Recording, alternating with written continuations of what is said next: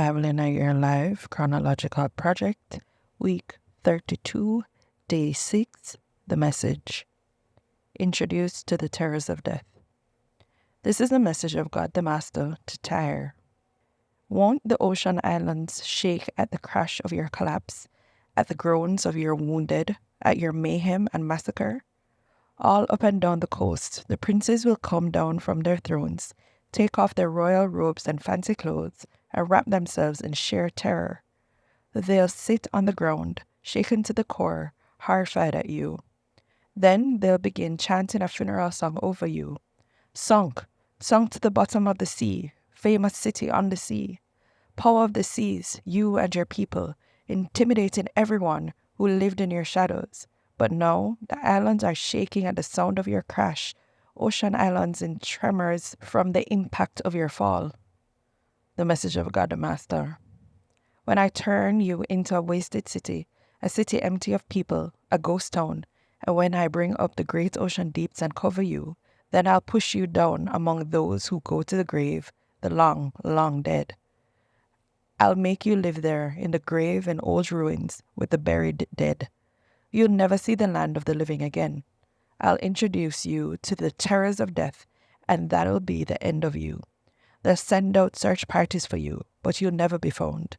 Decree of God the Master. Tyre, gateway to the sea. God's message came to me. You, son of man, raise a funeral song over Tyre.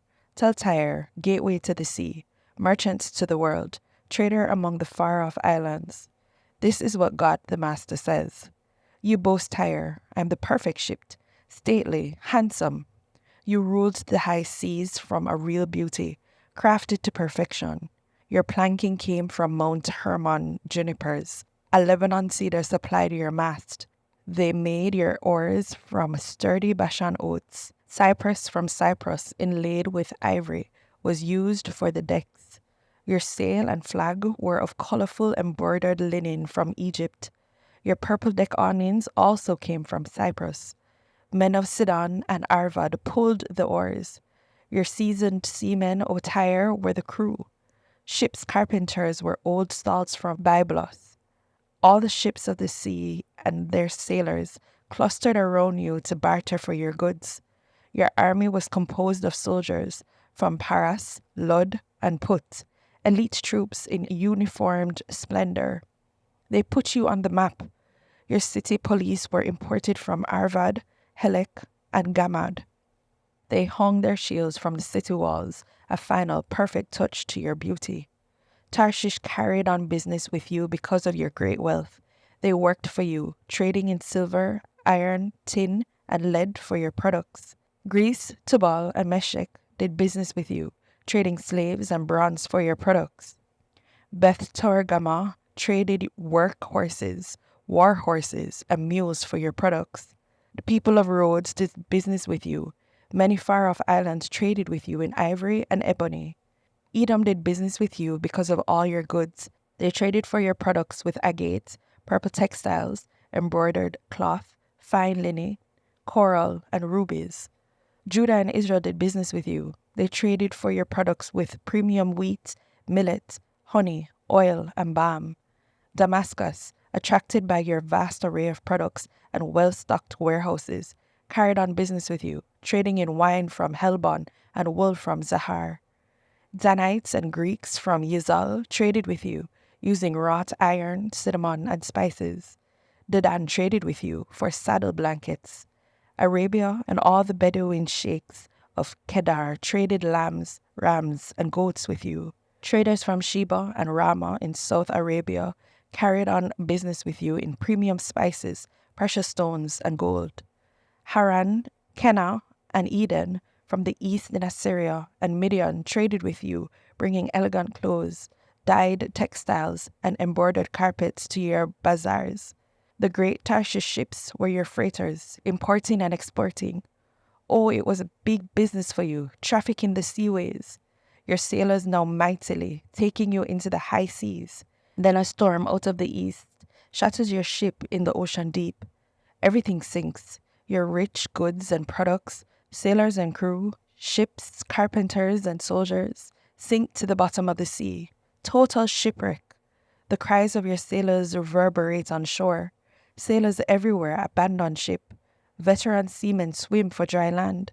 They cry out in grief, a choir of bitter lament over you. They smear their faces with ashes, shave their heads, wear rough burlap, wildly keening their loss. They raise their funeral song. Who on the high seas is like Tyre? As you crisscross the seas with your products, you satisfied many peoples. Your worldwide trade made Earth's kings rich, and now you're battered to bits by the waves, sunk to the bottom of the sea, and everything you've bought and sold has sunk to the bottom with you. Everyone on shore looks on it in terror. The hair of kings stands on end, their faces drawn and haggard. The buyers and sellers of the world throw out their hands. This horror can't happen. Oh, this has happened. The money has gone to your head. God's message came to me. Son of man, tell the prince of Tyre, this is what God the Master says. Your heart is proud, going around saying, I am a God. I sit on God's divine throne, ruling the sea. You, a mere mortal, not even close to being a God, a mere mortal trying to be a God. Look, you think you're smarter than Daniel? No enigmas can stump you. Your sharp intelligence made you world wealthy. You piled up gold and silver in your banks.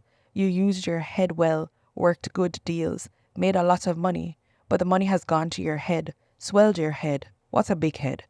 Therefore, God the Master says, because you're acting like a God, pretending to be a God, I'm giving fair warning. I'm bringing strangers down on you, the most vicious of all nations. They'll pull their swords and make hash of your reputation for knowing it all. They'll puncture the balloon of your God pretensions. They'll bring you down from your self-made pedestal and bury you in the deep blue sea. Will you protest to your assassins? You can't do that. I'm a God. To them, you're a mere mortal. They're killing a man, not a God. They'll die like a stray dog, killed by strangers, because I said so. Decree of God the Master. God's message came to me. Son of man, raise a funeral song over the king of Tyre. Tell him, a message from God the Master. You had everything going for you. You were in Eden, God's garden. You were dressed in splendor, your robe studded with jewels, carnelian, peridot, and moonstone, beryl, onyx, and jasper, sapphire, turquoise, and emerald, all in settings of engraved gold. A robe was prepared for you the same day you were created. You were the anointed cherub. I placed you on the mountain of God. You strolled in magnificence among the stones of fire. From the day of your creation, you were sheer perfection, and then, imperfection, evil was detected in you. In much buying and selling, you turned violent. You sinned. I threw you, disgraced, off the mountain of God. I threw you out, you, the anointed angel cherub. No more strolling among the gems of fire for you. Your beauty went to your head. You corrupted wisdom by using it to get worldly fame. I threw you to the ground, sent you sprawling before an audience of kings, and let them gloat over your demise. By sin after sin after sin, by your corrupt ways of doing business, you defiled your holy places of worship. So I set a fire around and within you. I burned you up. I reduced you to ashes. All anyone sees now when they look for you is ashes, a pitiful mound of ashes. All who once knew you now throw up their hands. This can't have happened. This has happened. God's message came to me. Son of man, confront Sidon. Preach against it. Say, message from God the Master. Look, I'm against you, Sidon. I intend to be known for who I truly am among you. They'll know that I am God when I set things right and reveal my holy presence. I'll order an epidemic of disease there, along with murder and mayhem in the streets. People will drop dead right and left as war presses in from every side. Then they'll realize that I mean business, that I am God. No longer will Israel have to put up with their thistle and thorn neighbors who have treated them so contemptuously, and they also will realize that I am God. God the Master says, when I gather Israel from among the people who they've been scattered, and put my holiness on display among them with all the nations looking on, then they'll live in their own land that I gave to my servant Jacob. They'll live there in safety. They'll build houses. They'll put vineyards living in safety.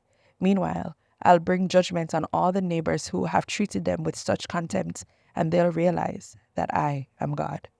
The revolt dates from the 9th year and 10th month of Zedekiah's reign. Nebuchadnezzar set out for Jerusalem immediately with a full army. He set up camp and sealed off the city by building siege mounds around it. The city was under siege for 19 months until the 11th year of Zedekiah.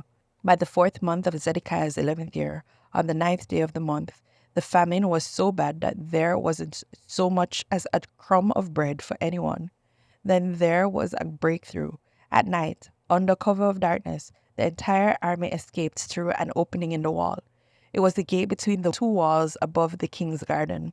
They slipped through the lines of the Babylonians who surrounded the city and headed for the Jordan on the Araba Valley Road. But the Babylonians were in pursuit of the king, and they caught up with him in the plains of Jericho. By then, Zedekiah's army had deserted and was scattered. The Babylonians took Zedekiah prisoner and marched him off to the king of Babylon at Riblah, then tried and sentenced him on the spot. Zedekiah's sons were executed right before his eyes. The summary murder of his sons was the last thing he saw, for they then blinded him. Securely handcuffed, he was hauled off to Babylon. By the 4th month of Zedekiah's 11th year, on the 9th day of the month, the famine was so bad that there wasn't so much as a crumb of bread for anyone. Then the Babylonians broke through the city walls. Under cover of the night darkness, the entire Judean army fled through an opening in the wall. It was the gate between the two walls above the king's garden. They slipped through the lines of the Babylonians who surrounded the city and headed for the Jordan into the Araba Valley. But the Babylonians were in full pursuit. They caught up with them in the plains of Jericho, and by then Zedekiah's army had deserted and was scattered. The Babylonians captured Zedekiah and marched him off to the king of Babylon at Riblah in Hamath. He tried and sentenced him on the spot. The king of Babylon then killed Zedekiah's sons right before his eyes. The summary murder of his sons was the last thing Zedekiah saw, for they then blinded him. The king of Babylon followed that up by killing all the officials of Judah.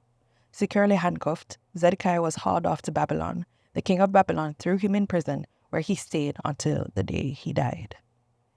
Bad news, not good news. In the 9th year and 10th month of Zedekiah, king of Judah, Nebuchadnezzar, king of Babylon, came with his entire army and laid siege to Jerusalem. In the 11th year and 4th month, on the 9th day of Zedekiah's reign, they broke through into the city. All the officials of the king of Babylon came and set up themselves as a ruling council from the middle gate. Negur-Shahazar of Semagar, Nebuchadnezzar the Rapsaris, Nergal-Sharezer the Rabmag, along with all the other officials of the king of Babylon. When Zedekiah, king of Judah, and his remaining soldiers saw this, they ran for their lives. They slipped out at night on a path in the king's garden, through the gate between two walls, and headed for the wilderness, toward the Jordan Valley. The Babylonian army chased them and caught Zedekiah in the wilderness of Jericho. They seized him and took him to Nebuchadnezzar, king of Babylon, at Riblah in the country of Hamath. Nebuchadnezzar decided his fate. The king of Babylon killed all the sons of Zedekiah in Riblah right before his eyes, and then killed all the nobles of Judah. After Zedekiah had seen the slaughter, Nebuchadnezzar blinded him, chained him up, and then took him off to Babylon. Meanwhile, the Babylonians burned down the royal palace, the temple, and all the homes of the people. They leveled the walls of Jerusalem.